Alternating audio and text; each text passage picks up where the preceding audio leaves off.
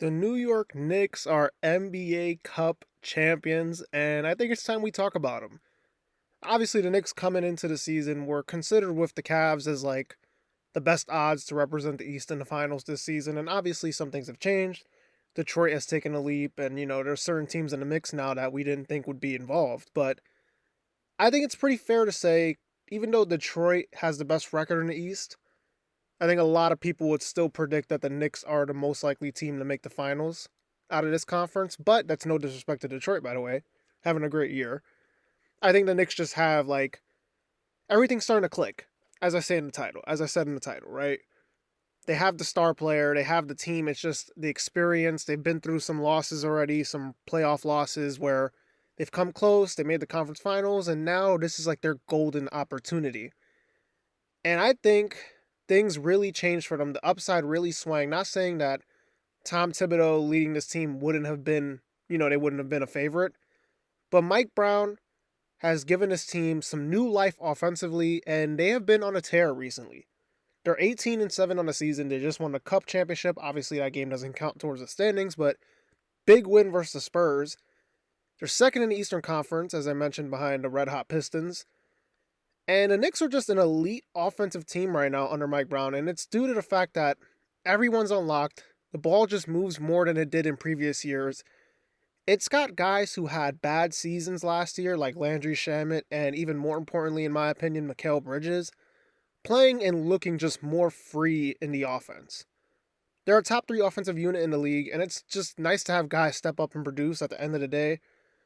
But it all starts with Jalen Brunson, right? Like, let's not beat around the bush. Jalen Brunson is having an elite season once again. He's one of the best guards in the league. I think, in my opinion, he's top three, and I think he's probably three behind Luka and SGA. That's just my opinion. He's one of the best scorers in the sport. He's averaging 28 a night, shooting it at a high level, and he's just incredible to watch on a nightly basis. And continuing on this path, I expect to see him somewhere high in MVP ballots once again.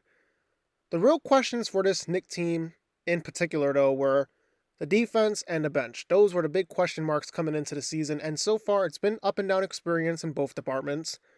Defensively, though, recently, they've been playing some really good defensive ball. They're ninth in defensive rating this season, which is the range you probably want them to be with the personnel they have.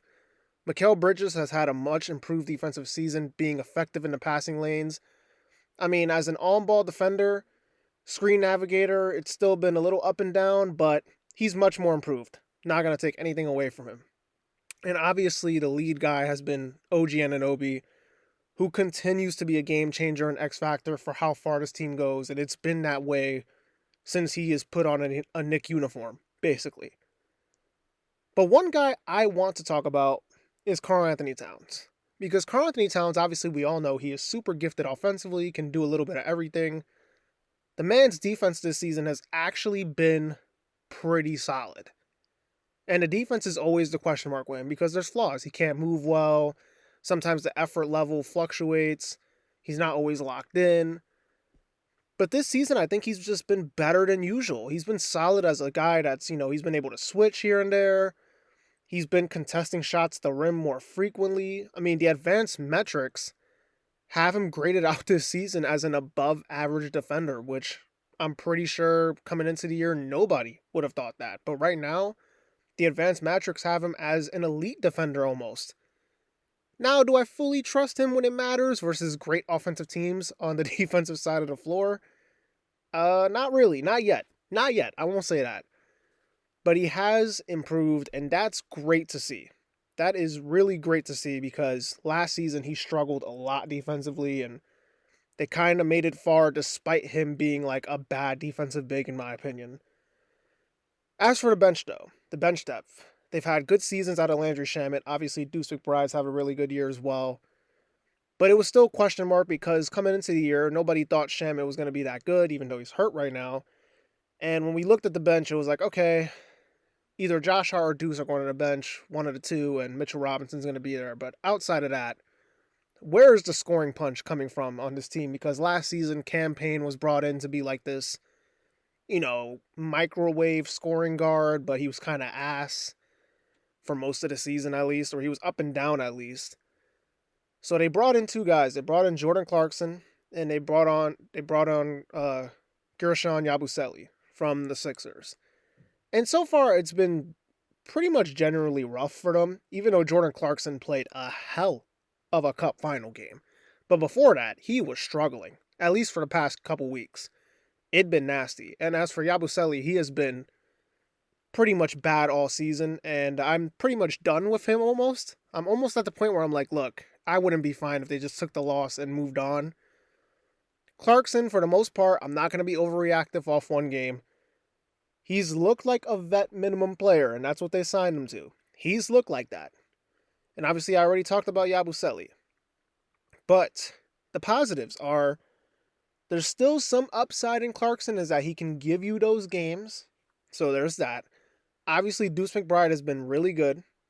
And I think there's still some room where they can make some moves, bring in some guys that fit this team. I think they need another wing off the bench, and I think they need like a point of attack defending type of guy off this bench because, right, like yesterday, for example, they struggled bad to keep those Spurs guards out the paint. And I'm not saying it's an easy job to do that, but it was pretty frequent that Stephon Castle and De'Aaron Fox were touching the paint and making it hell, at least in that first three-quarter stretch for the Knicks.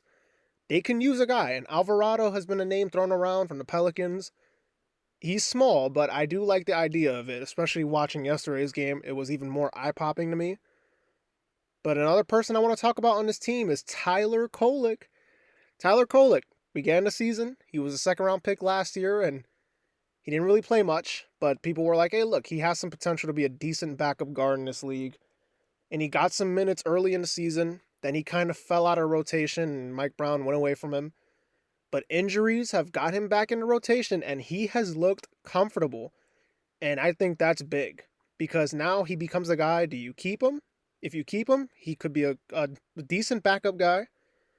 And if you're like, hey, look, maybe somebody will take the chance and, you could use him for trade bait. Not to say you're going to get a superstar with Tyler Kolek, but you can get some extra depth that you can trust, some veteran depth on this team that you could trust maybe with Tyler Kolek. So him playing well is huge just for the organization because it makes things a little more flexible on the asset front.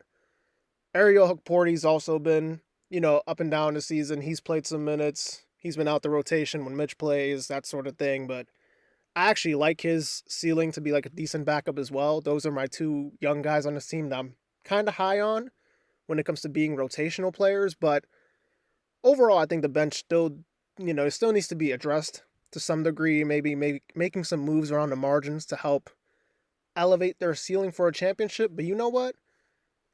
This team, they're playing really good right now. They're playing the best ball of the season, of their season right now. On both sides of the floor, they're really good. And this is the year. If they can't make the finals this year, I think it's a really, really big disappointment. And like I said, that's no offense to teams like Detroit, Cleveland, whatever. Cleveland's kind of struggling. But if the Knicks can't make the finals this year, I'd be extremely disappointed in this team because it seems like things are starting to click for them, at least on their side of things. Now, when it comes to these Western Conference teams, will they be able to beat them in a 7-game series? That's still a question mark to me. The Spurs, the Thunder, the Nuggets, the Rockets, those are tough teams. But they showed they can compete at least with those teams, and that's good to see. Another thing I want to mention before the end of this video is the Giannis trade rumors. Giannis, obviously the whole thing about him potentially asking out to come to New York. At first, when I first heard it, I got a little antsy, and I was like, you know what? Let's just take the swing on Giannis because he's Giannis, right? But then I thought about it a little more, and I was like, gutting the roster for Giannis is a little risky. Especially Giannis got this calf issue. It's a little risky.